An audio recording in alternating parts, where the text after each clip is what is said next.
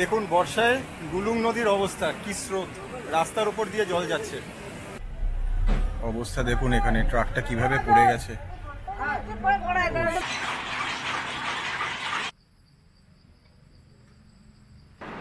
ধামসা, ছোটটা হচ্ছে ধামসা।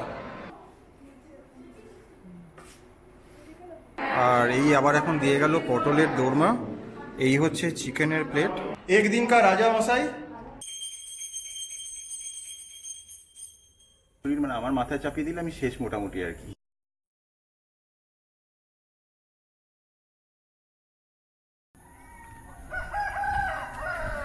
বন্ধুরা, ঝাড়গ্রাম ভ্রমণের প্রথম পর্বে আমরা দেখিয়েছি কলকাতা থেকে ঝাড়গ্রাম রাজ প্যালেসে আসার বিস্তারিত বিবরণ। যারা মিস করে গেছেন তাদের জন্য ওপরে আই বাটনে আর নিচে ডেসক্রিপশন বক্সে লিংক দিয়ে রাখলাম, অনুরোধ রইল একবার দেখে নেবেন। আজকে আমরা ঢুকতে চলেছি ঝাড়গ্রাম রাজ প্যালেসে। আমরা রাজ প্যালেসটা পুরোটা ঘুরে দেখব। এখানকার খাওয়া দাওয়া, ঝাড়গ্রামের লোকাল সাইট সিইং, কনকদুর্গা মন্দির, সমস্ত কিছু নিয়েই থাকবে আজকের ভ্লগ। চলুন আর দেরি না করে শুরু করা যাক। তো বন্ধুরা, ঢুকে গেছি ঘরের মধ্যে। আমরা এখন রাজবাড়ির মধ্যে আছি, ঝাড়গ্রাম রাজবাড়িতে। আমরা অ্যাকচুয়ালি বুক করেছিলাম প্রিমিয়াম ভিনটেজ। এই দরজা দিয়ে আমরা ঢুকলাম। ঢুকে সবার আগে যেটা চোখে পড়ে সেটা হচ্ছে সিলিং এর হাইট। প্রচুর উঁচুতে একটা সিলিং, ওপরে আবার একটু ফল সিলিংও করা আছে। মানে এইটা যদি না থাকতো তাহলে অ্যাকচুয়াল সিলিং এর হাইটটা কতটা হতো সেটা আপনারা নিশ্চয়ই বুঝতে পারছেন। নর্মাল ফ্ল্যাটে যা হয় তার থেকে প্রায় 1.5 গুণ উঁচু।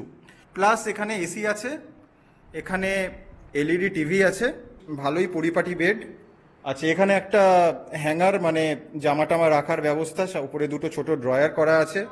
পাশে একটা বেডসাইড টেবিল আছে, ওখানে টি মেকার আছে, প্লাস সমস্ত রকম কিট দেওয়া আছে, চায়ের কিট। এই জায়গাটা দেখুন, এখানে একটা সেপারেট সিটিং এরিয়া আছে, মানে খুব সুন্দর ভিনটেজ সোফা দেওয়া, 3টে সোফা রাখা এখানে, একটা সিটিং এরিয়া। এইদিকে একটা কাবার্ড, সুন্দর দুর্গা প্রতিমা এখানে দেওয়ালে, সেই উঁচু সিলিং, ফল সিলিং যদিও করা। এখানেও, এই ঘরেও একটা এসি আছে। এখানে একটা ছোট্ট একটা আলাদা সেপারেট জায়গা, সিঙ্গেল বেড। এসেই সোনাই অকুপাই করে নিয়েছে, ওটা বলছে আমি এখানে শোবো রাত্রিরে।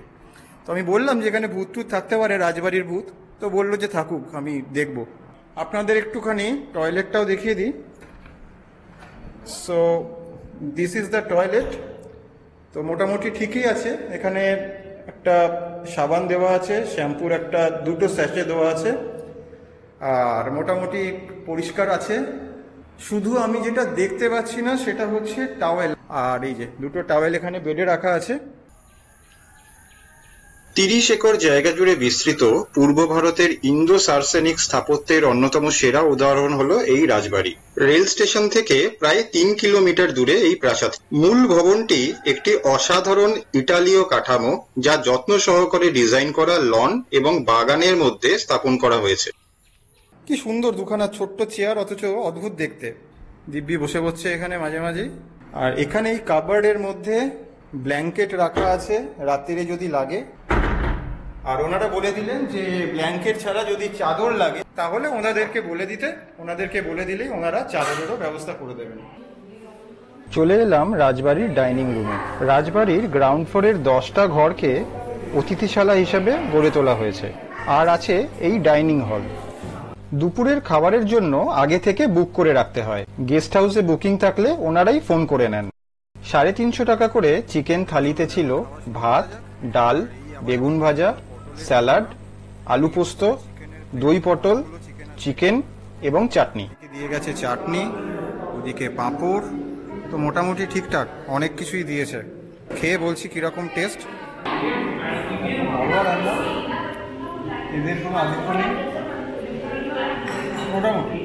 খাবার কিন্তু এখানে বেশ সাদামাটা। তেল, ঝাল, নুন, মশলা সবকিছুই খুবই কম। আর এইটাও পোস্ত, কিন্তু খুব যে মানে পোস্ত বেশি দেওয়া সেরকম নয়, মোটামুটি। তবে খাবারটা খেয়ে কিন্তু আমার একটু আপসেটিংই লাগছে, কারণ রাজবাড়ির খাবার যেরকম এক্সপেক্টেড। চিকেনটা এবার টেস্ট করে বলি কীরকম।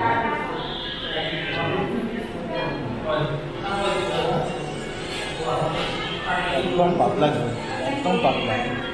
ওগুলো রেখে যদি চিকেনটা ভাপে দিয়ে করে তাহলে ভেতরে ঢোকার কথা সেটাও ঢোকে।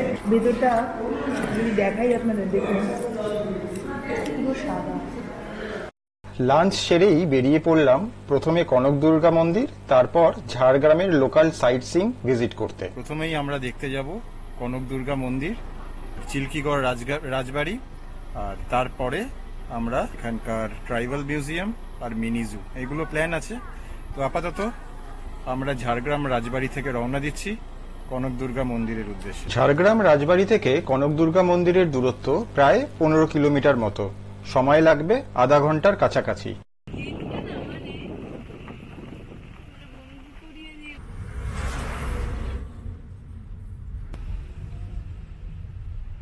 শালবনির পরে এটা হচ্ছে জামবনি। বুনি কথাটার অর্থ হচ্ছে বন। রাস্তায় প্রচুর চেকিং চলছে জানেন, অন্য সব এত ট্রাক ফাক দাঁড়িয়ে আছে এখানে।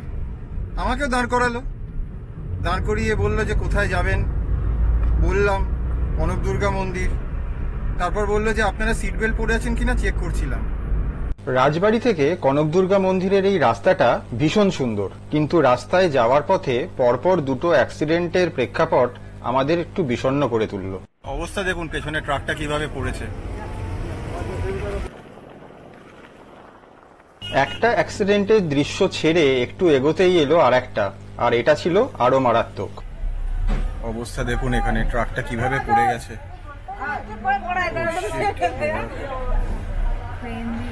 ক্রেন দিয়ে এনেছি, ক্রেন দিয়ে তুলবে এখন এটাকে।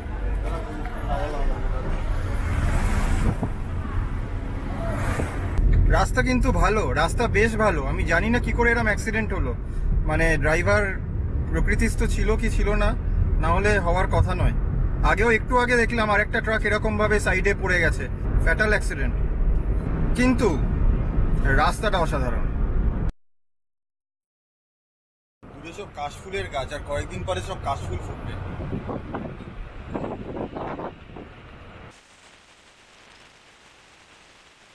এই রাস্তাটা কেমন লাগলো সেটাও জানাবেন, স্পেসিফিক্যালি এই রাস্তাটা।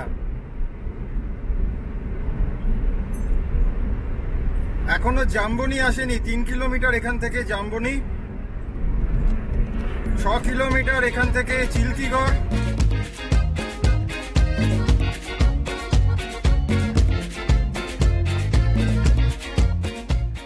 কনক দুর্গা মন্দিরে যাওয়ার পথে এরকম একটা গ্রামে দাঁড়িয়ে পড়েছি। তার কারণ আর কিছু নয়, এই যে পেছনে গাছগুলো দেখছেন, এই ক্যামেরাতে তো কতটা দেখা যাচ্ছে আমি জানি না, আমি জুম করে আমার অন্য ক্যামেরা দিয়ে আপনাদের দেখাচ্ছি। এই যে পিছনে গাছগুলো দেখছেন, এই গাছটা এইগুলোতে স্টর্কে ভরে আছে, মানে ভর্তি স্টর্ক, এবং প্রচুর বাসা। মানে এত সারস বক, এদের এখানে এত ছানা হয়েছে যে কিচির মিচির আওয়াজে জায়গাটা ভরে আছে এবং ভর্তি, এবং নানা জায়গা থেকে আমি দেখতে পাচ্ছি উড়ে উড়ে ওরা আসছে খড়কুটো নিয়ে, আরও বাসা বানাচ্ছে এখানে। তাই এই জায়গাটাতে একটু হল্ট না দিয়ে পারলাম না।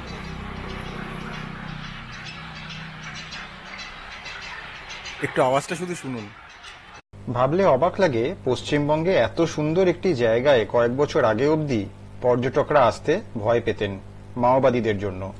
আপনারা কজন ঝাড়গ্রাম এসেছেন জানি না, কিন্তু যারা আগে এসেছেন তারা নিশ্চয়ই কনক দুর্গা মন্দিরে এসেছেন এবং দুলুং নদী দেখেছেন। দুলুং নদীর এই রূপ আপনারা কখনো দেখেননি, দেখে নিন কি অবস্থা।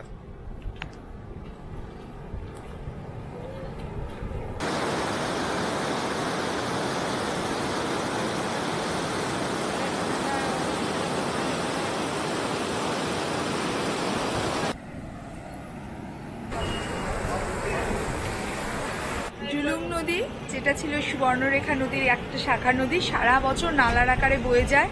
বর্ষার জল পেয়ে সে একদম তার পূর্ণ যৌবনতা ফিরে পেয়েছে। নদীতে জল বেশি হয়ে রাস্তার উপর দিয়ে যাচ্ছে, আর এই রাস্তা দিয়েই যেতে হয় চিল্কিগড় রাজবাড়ি। ওই যে উপরে লেখা কনক অরণ্য গেটে লেখা, আর এটা দিয়ে আমরা ঢুকবো কনক দুর্গা মন্দিরের দিকে। আমরা কনক দুর্গা মন্দিরের গেট দিয়ে ঢুকে এখন পার্কিং এরিয়ায় গাড়ি পার্ক করছি। এটি একটি প্লাস্টিক বর্জিত এরিয়া। খুব ভাল লাগলো দেখে। চলুন যাই মন্দির চত্বরে। কিছুদিন আগে অবধি এই ঝাড়গ্রাম জঙ্গলমহলের অন্তর্গত ছিল, আর আপনারা জানেন এখানে মায়াবাদী অধ্যুষিত এলাকা ছিল। পর্যটন তখন কিন্তু প্রায় ছিলই না। তো সেই একটা আদিম বন্য পরিবেশ থেকে এখন পর্যটন শুরু হয়েছে, আমরা ঢুকছি, আর সভ্যতা যত ঢোকে তত কিন্তু সেটাকে ধ্বংসের দিকে নিয়ে যায়। কাজেই আমাদের এই এমন একটা স্টেট আছে যেটা এখনো প্রচন্ড সবুজ, প্রচন্ড র নেচার আছে এখানে, আর এখনো অবধি পলিউশন কিন্তু সেরকম নেই। তাই এটা আমাদেরই দায়িত্ব এটাকে রক্ষা করা, আর এইসব প্লাস্টিক, নোংরা আবর্জনা, বোতল, পলিথিনের প্যাকেট, চিপসের প্যাকেট যেখানে সেখানে না ফেলা। কাজেই পুরো শুধু মন্দির চত্বর নয়, পুরো জায়গাটাই আমাদের উচিত সেগুলোকে নির্দিষ্ট যে ডাস্টবিন বা যেখানে রাখা থাকে সেখানে রাখা, সেখানে ফেলা। আর যদি না পান তাহলে কাইন্ডলি একটা প্যাকেট আপনারা নিজেরা ক্যারি করুন, যেখানে সেটা পাবেন সেখানে ফেলবেন, যেখানে সেখানে রাস্তার ধারে প্লিজ ফেলবেন না। কার পার্কিং 50 টাকা লেখা আছে, তো এটা হয়তো যাওয়ার সময় দিতে হবে। এই হচ্ছে মন্দিরের প্রবেশ পথ। ব্যারিকেড টিকিট আছে? পার্কিং কি যাওয়ার সময় দিলে হবে? তাহলে যাওয়ার সময় দিয়ে দেবো। WB। কনক দুর্গা মন্দিরে যাওয়ার পথে এই রাস্তাটা খুব সুন্দর, দুপাশে জঙ্গল আর সেখানে কাঁটা তারের বেড়া দিয়ে ঘেরা, যাতে কোনো পশু পাখি না চলে আসতে পারে। হনুমান টনুমান আছে, বাঁদর আছে মেনলি, আর কোনো সেরকম বিশেষ ভয় আছে বলে মনে হয় না।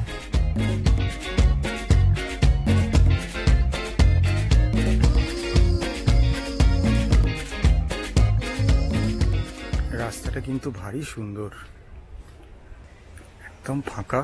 কি সুন্দর ফল ঝুলছে, এই ফলগুলো কি ফল ক্যামেরা নিশ্চয়ই দেখা যাচ্ছে, অনেকগুলো ঝুলছে।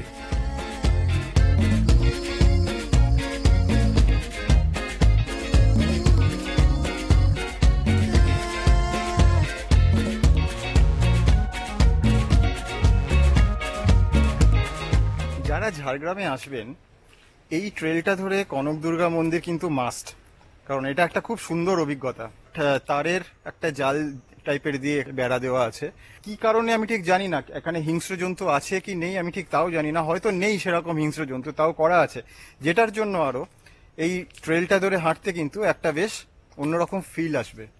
এখানে হনুমান বাঁদর অনেক আছে, কিন্তু হনুমান বাঁদর আটকানোর জন্য এই হাইট অবধি বেড়ার কোনো দরকার হয় না, ওটা যে কোনো জায়গা দিয়ে চলে আসতে পারে।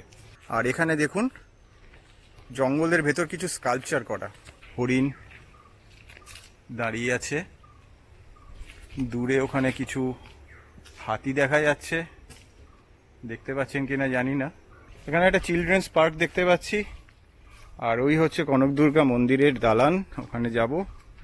আর ওখানে হচ্ছে সব পুজোর উপকরণের দোকান। তো বলেছিলাম এখানে বাঁদর হনুমান অনেক আছে, যথারীতি এখানে এসেই তাদের দেখা পেয়ে গেছি।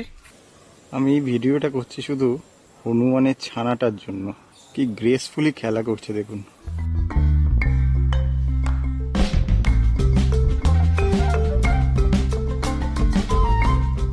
মূল গল্পটি 500 বছর আগের একটি স্বপ্নকে ঘিরে। দেবী মহামায়া স্বপ্নে আসেন এবং রাজা গোপীনাথকে তার পূজার জন্য মন্দির স্থাপনের নির্দেশ দেন।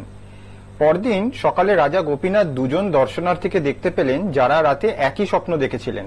তারা ছিলেন শিল্পী যোগেন্দ্রনাথ কামিল্য এবং ব্রাহ্মণ রামচন্দ্র সারেঙ্গী। এই স্বপ্নকে বাস্তবে রূপান্তরিত করেছিলেন শিল্পী কামিল্যা। কেউ কেউ মনে করেন দেবী কনক দুর্গা হলেন দেবী চণ্ডী, তিনি শক্তির দেবী। পুরাতন মন্দিরটি বড়মহল নামে ব্যাপক পরিচিত। এইটা হচ্ছে অ্যাকচুয়ালি অরিজিনাল মন্দির, যেটা এখন ভেঙে গেছে, এবং যেটা শোনা যায় এই মন্দিরটা মাঝ বরাবর যে ক্র্যাক ধরেছে দেখুন, পুরো মাঝ বরাবর কিন্তু একটা ফাটল ধরা।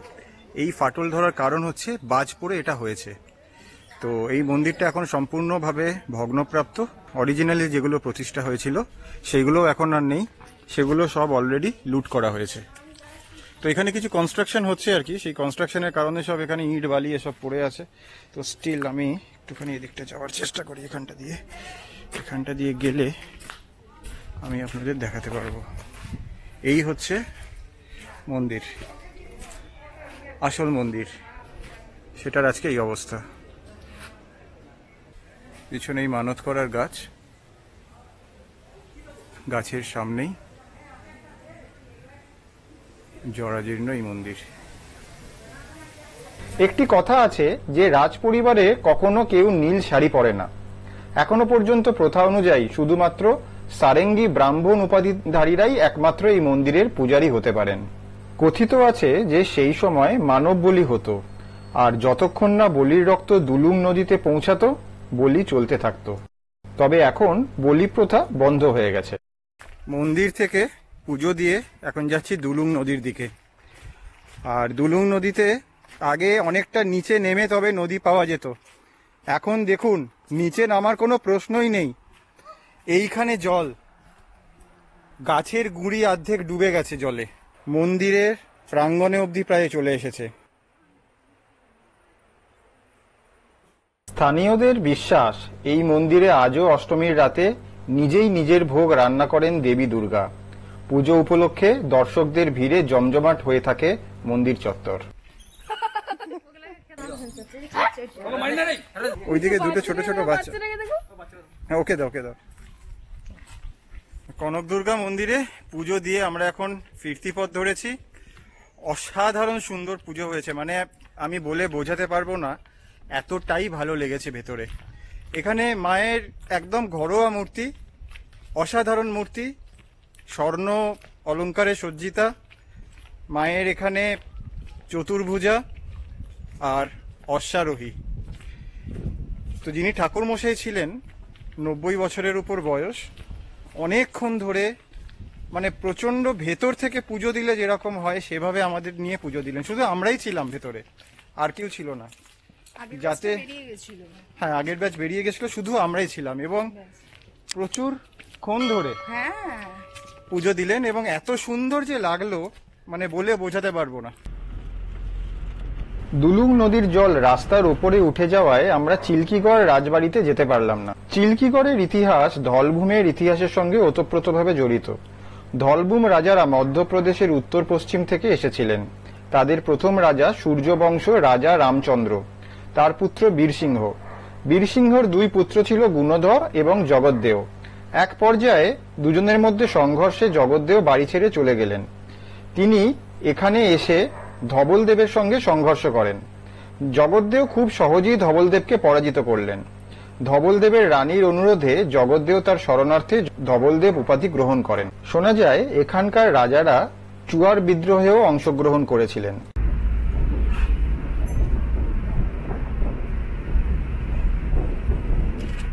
ফেরার সময় রাস্তায় শুরু হলো তুমুল বৃষ্টি।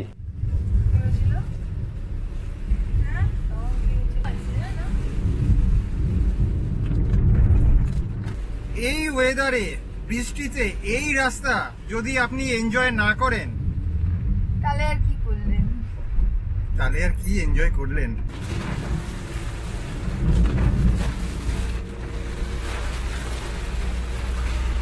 তুমুল বৃষ্টি যাকে বলে, তুমুল বৃষ্টি। কেমন লাগছে আপনাদের একটু জানান। কমেন্ট বক্সটা কিন্তু যেন ভরে যায় কমেন্টে। শাল গাছের মাঝখানে নিরিবিলি প্রাকৃতিক পরিবেশের মধ্যে হচ্ছে এখানকার প্রকৃতি পর্যটন কেন্দ্র। তো আমরা সেখানেই যাচ্ছি। এখানে একটা ট্রাইবাল মিউজিয়ামও আছে, যদি খোলা থাকে তো আমরা এখন সেটা দেখব। এখানে থাকার ব্যবস্থাও আছে, কটেজ আছে কিছু। তো আপনাদের মধ্যে যদি কেউ এখানে থাকতে চান, জঙ্গলের ভেতর বেশ সুন্দর শালগাছ পরিবেষ্টিত পরিবেশে যদি থাকতে চান, তাহলে এই জায়গাটা কিন্তু একদম আদর্শ জায়গা। এখানে পুরো শালগাছ, চারদিকে আওয়াজ বলতে পাখির ডাক আর ঝিঝি পোকার শব্দ। চলুন দেখি খোলা আছে কিনা।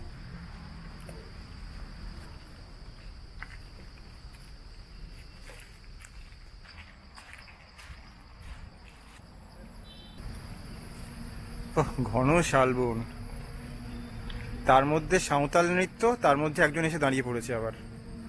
আরে হাতি, হাতি, ওখানে হাতি, ওই দেখ হাতি এসছে। শোনাই, হাতি দেখ, ওই দেখ হাতি এসছে রে। তো এখন আমরা এসে পৌঁছেছি ট্রাইবাল মিউজিয়ামের সামনে। বৃষ্টি ভেজা দিন, র নেচার, একদম পুরো সবুজ চারদিকে, মানে ঝাড়গ্রাম অ্যাট ইটস বেস্ট। আর তার মধ্যে এই প্রকৃতি পর্যটন কেন্দ্রের সামনে দাঁড়িয়ে আছি এখন। ভেতরে ঢুকবো, দেখবো। ট্রাইবালদের ইউজ করা বিভিন্ন রকম জিনিস, শিল্প সামগ্রী সব এখানে রাখা আছে। আর একদম খালি, আর কেউ আছে বলে মনে হয় না, শুধু আমরাই এখন এখানে আছি। এখানে থাকার জায়গাও আছে, যেরকম বললাম বোধহয় সাইডে কিছু কটেজ আছে ওইদিকে, তো আপনারা ইচ্ছে করলে এখানে এসে থাকতেও পারেন। তো যেরকম দেখিয়েছি, এই হচ্ছে চারদিকের পরিবেশটা, এরকম শালগাছের জঙ্গলের মধ্যে হচ্ছে কটেজগুলো, এই পুরো জায়গাটা শালগাছের জঙ্গলের মধ্যে।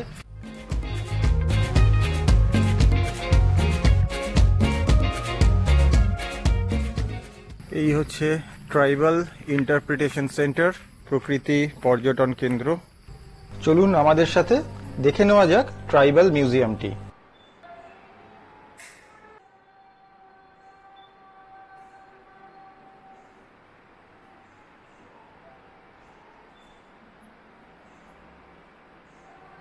না, আমরা জেনারেলি সাধারণত দেখলে ঝুড়ি বলি, এটা হচ্ছে ধামা, ওটা কুলা, ওটা হচ্ছে চালুন মানে চালুনি যেটা বলি, আর এটা হচ্ছে শের, এইগুলো দানি, পাই, মান, এটা হচ্ছে ঠেকা, আর বড়টাকে কি বলে?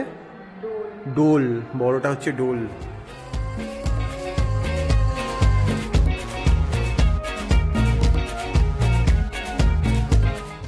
এটা মাদল না? ধামসা, ছোটটা হচ্ছে ধামসা। ঝাড়গ্রামে যারা আসবেন, প্রকৃতি পর্যটন কেন্দ্রের ভিতর এই ট্রাইবাল মিউজিয়ামটি অবশ্যই ভিজিট করবেন। শুধুমাত্র সাঁওতাল বিদ্রোহ ছাড়াও ওদের ব্যবহার করা বিভিন্ন রকম সামগ্রী, ওদের দৈনন্দিন জীবনযাপন সম্পর্কে অনেক কিছু জানা যায় এই মিউজিয়ামটি থেকে। খুব ভালো করে দেখতে অন্তত আধা ঘন্টা সময় এর জন্য বরাদ্দ রাখুন। আওয়াজ শুনতে পাচ্ছেন কিনা জানি না, বেশ জোরে বৃষ্টি পড়ছে, কিন্তু শালবনের ভেতরে কিন্তু মাথায় একটুও জল পড়ছে না, এতটাই ঘন এখানে শালবন। তো যাই হোক, বৃষ্টি এসে গেছে, আবার গাড়িতে ওঠা যাক। আমি জানি না মিনি জুটা আমরা আজকে দেখতে পাবো কিনা, মনে হয় না হবে।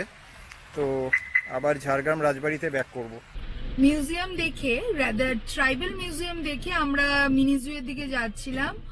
প্রবল ভারী বর্ষণ শুরু হলো, তো এই বৃষ্টির মধ্যে ভালো করে ঘুরতেও পারবো না, আর জন্তু জানোয়ারের ছবি ভালো মতো তোলাও যাবে না, সেই ভেবে আমরা এখন আবার রাজবাড়ির পথে। বাংলা চলচ্চিত্রের ইতিহাসে ঝাড়গ্রাম রাজবাড়ির বিশেষ গুরুত্ব আছে। সন্ন্যাসী রাজা, টিন্টোরেটর যিশু এবং দুর্গেশগড়ের গুপ্তধনের মতো বাংলা চলচ্চিত্রের জন্য এই রাজবাড়িটি তাৎক্ষণিকভাবে স্বীকৃত। সারাদিনের পরে কফিটা ভালোই লাগছে, বিশেষ করে বাইরে বৃষ্টি ভেজা ওয়েদারে। রাজবাড়ির যে মন্দির, ওখানে সন্ধ্যা আরতি হবে, তো ডিস্কো এসে আমাদের ডাকবে, আমরা নাচতে নাচতে যাবো ওখানে। ওর নাম ডিস্কো, খুব মজা লেগেছে আমার নামটা শুনে। খুব ভালো ছেলেটা, খুব ভালো লাগবে।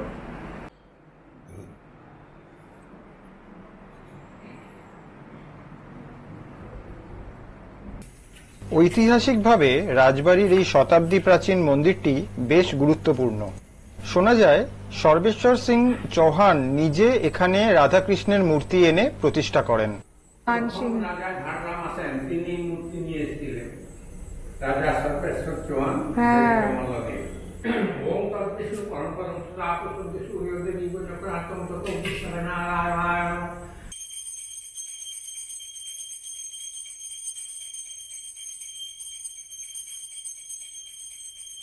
প্রায় 9:20 মতো বাজে, ডিনার করতে যাব, আর রাত্রিবেলা রাজবাড়ির পরিবেশটা একবার দেখিয়ে দিই। চলুন।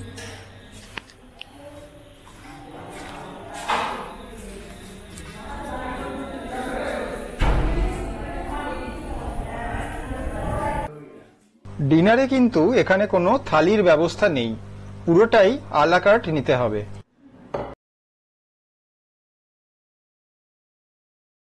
আমরা নিয়েছিলাম রুটি, এগ কারি, আলু পটলের ভুজিয়া আর গ্রিন স্যালাড। ডিমের কারিটা মোটামুটি ভালোই হয়েছে, আর নুন তো এখানে সবসময় কমই থাকে সবেতে। তবে এই যে ভাজিটা, ভাজিটা কিন্তু ঠিকঠাক হয়নি, মানে ফ্রাই আরো হতো, এটা কিছুটা সেদ্ধ টাইপের হয়েছে। এই হচ্ছে রাত্রিবেলার পরিবেশ। তো সেরকম জমকালো কোনো ব্যাপার নয়, কয়েকটা শুধু আলো দেওয়া, আর এখন টিপ টিপ করে বৃষ্টি পড়ছে। কালকে সকালবেলা উঠে একবার দেখিয়ে দেবো রাজবাড়িটা।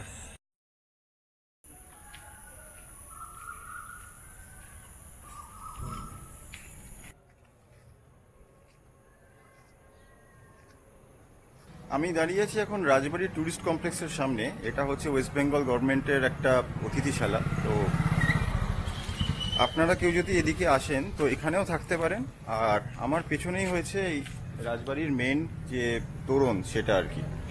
তো আমরা এখান দিয়েই ঢুকবো আর ঢুকে দেখব রাজবাড়ির দিকে যাওয়ার রাস্তাটা কীরকম। চলুন। রাজবাড়িতে যারা থাকবেন তারা ছাড়া কিন্তু বাইরের কেউ গাড়ি নিয়ে এই গেটের বাইরে, এটা হচ্ছে মেন তোরণ, এর বাইরে রেখে তবে আসতে হবে। এর ভেতরে কিন্তু কোনো 4 চাকা অ্যালাউড নয়। এরপরে হচ্ছে মেন গেট, যেটা আমি আগেও দেখিয়েছি আপনাদের, যেখানে রাজবাড়ির এমব্লেম আর ওখানকার কত সালে কনস্ট্রাকশন হয়েছিল 1931 সালে সেগুলো দেওয়া আছে গেটের মধ্যে। আমি এখন দাঁড়িয়ে আছি ঝাড়গ্রাম রাজ প্যালেসের সামনে, যেখানে বোর্ডে এখানে ঝাড়গ্রাম প্যালেসের পুরো হিস্ট্রিটা দেওয়া আছে। আর এইখানে আমি দেখিয়ে দিই, এই হচ্ছে সোজা রাস্তা যেখানে গিয়ে সামনেই গেট, মানে যারা থাকেন এখানে শুধু তাদের জন্যই এটা অ্যালাউ করা হয়। এবার একটু এই রাজবংশের ইতিহাস সম্পর্কে বলি। 1574 খ্রিস্টাব্দে সম্রাট আকবরের নির্দেশে আমেরের রাজা মানসিংহ এই ঝাড়গ্রাম আক্রমণ করেছিলেন এটাকে দখল করবার জন্য। তখন তার সঙ্গে সাহায্য করেছিলেন সুবেদার সর্বেশ্বর সিং, যিনি ছিলেন ফতেপুর সিক্রিতে। তো তারা আক্রমণ করার পরে এখানকার যে মল্ল রাজারা ছিল সেই মাল রাজাদের পরাজিত করার পরে এখানে মল্ল উপাধিতে ভূষিত হন। তারপর থেকে তারাই এখানে বসবাস করছেন এবং তাদের উত্তরাধিকার সূত্রে এখন রাজবংশ এটা এখানে চলে আসছে। প্রসঙ্গত উল্লেখ্য যে এই মল্লদেবের রাজ পরিবারের স্বর্ণযুগ ছিল এই নৃসিংহ মল্লদেবের সময়কালীন সময়টা। দেবেন্দ্র মোহন ভট্টাচার্য ওনার পরিকল্পনায় ঝাড়গ্রাম টাউনটি নির্মিত হয়েছে। ঝাড়গ্রাম কথাটা অর্থ হলো যে একটা জঙ্গল পরিবৃত গ্রাম।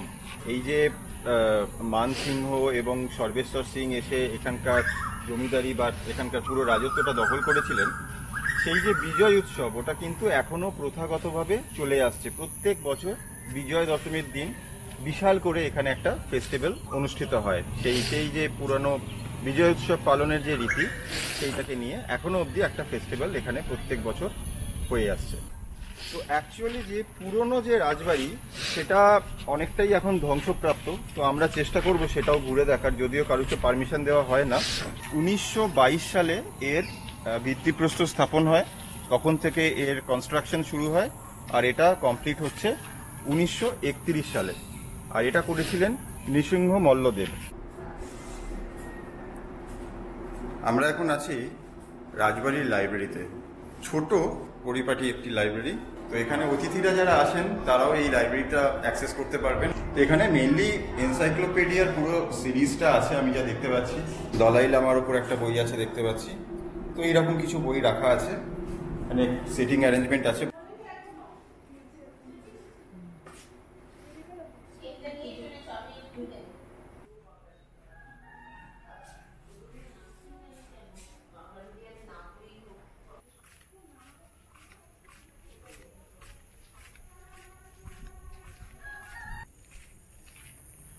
এখন আমরা যাচ্ছি পুরনো রাজবাড়ি দেখতে, যেটা অরিজিনাল ছিল। রেস্ট্রিক্টেড এরিয়া, পারমিশন পেয়েছি। ক্যান ইউ ইমাজিন এই জিনিসটা নরসিংহদেব মহারাজ যিনি ছিলেন উনি তুলতেন ব্যায়াম করার জন্য। আমি জাস্ট দেখাচ্ছি, এই যে মানে এতটা বড় পুরো জিনিসটা লোহার। আমার মাথায় চাপিয়ে দিলে আমি শেষ মোটামুটি আর কি। আর আমাদের সামনে এইটা হলো পুরনো রাজবাড়ি।